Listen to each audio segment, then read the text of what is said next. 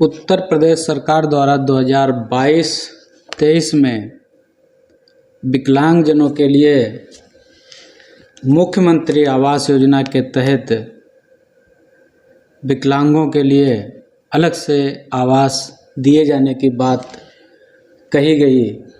ऐसे विकलांग व्यक्ति जो अपने किसी परिजन के साथ रह रहे थे, उनके पास रहने के लिए मकान नहीं थे, अकेले थे। अक्सर विकलांग भाई बगैर शादी के ही होते हैं और वे अपने परिजनों पर आश्रित होते हैं।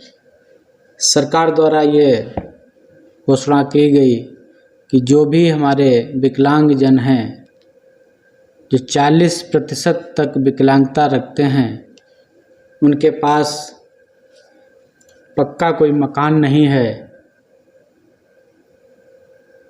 और उत्तर प्रदेश के मूल निवासी हैं, उनके पास अपना विकलांगता का प्रमाण पत्र है, आधार कार्ड है, तो ऐसे लोगों को चिन्हित कर उनकी सूची ग्राम पंचायत वार तैयार की जाए और यह कार्य समस्त जनपदों में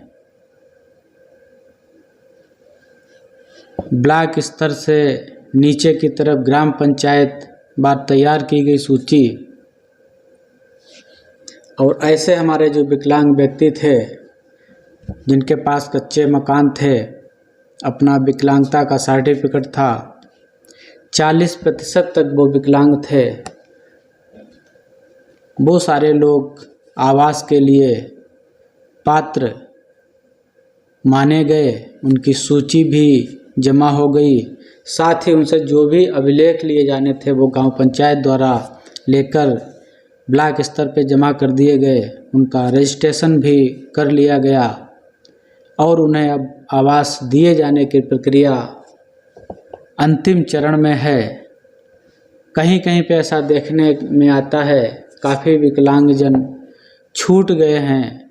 जैसे मैं अपने ही 1-2 गांव की बात करूं तो उनको सिर्फ हम इसलिए आवास नहीं दे पाए कि उनके पास अपना विकलांग प्रमाण पत्र नहीं था, और ये सब बाद में पता चला कि उनके पास विकलांग प्रमाण पत्र नहीं है।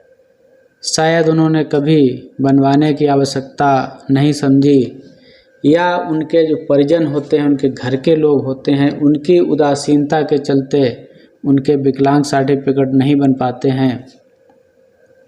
जब प्रमाण पत्र नहीं होगा तो जो भी विकलांगजनों को सुविधाएं दी जाती हैं, वो सारी सुविधाएं कोई नहीं सुविधाएं मिल पाएंगी, क्योंकि जो भी सुविधा दी जाती है सबके साथ विकलांगता का प्रमाण पत्र अवश्य ही संलग्न किया जाता है।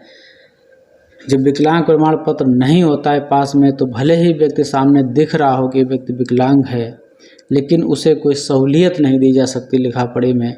सहूलियत लिखा पढ़ी में तभी मिलेगी जब उसके पास अपना विकलांगता का सर्टिफिकेट होगा। तो अभी भी गांव में कुछ व्यक्ति छूटे हैं, किसी कारण बस उनके जैसे सर्टिफिकेट नहीं है, या कभी कभी लोगों को पता नहीं चल पाता कि फला व्यक्ति विकलांग है।